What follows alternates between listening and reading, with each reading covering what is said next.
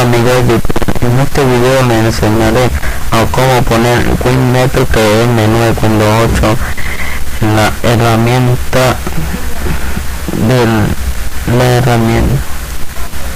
menú de escritorio. Bueno, empecemos.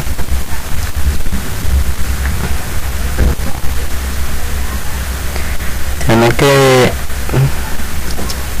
instalar este editor de configuración, que yo hice un video de esto, está en mi canal. Panel global, desinstalar este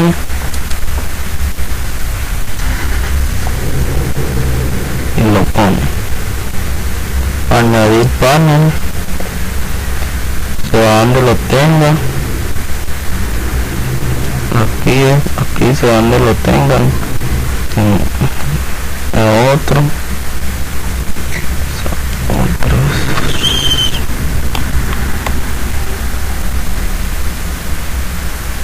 vamos a buscarlo.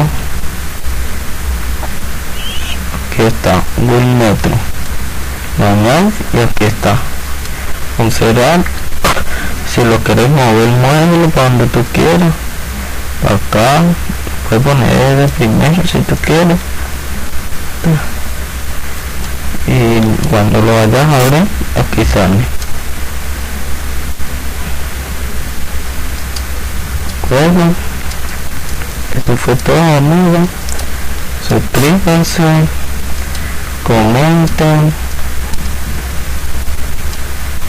y gracias por todo.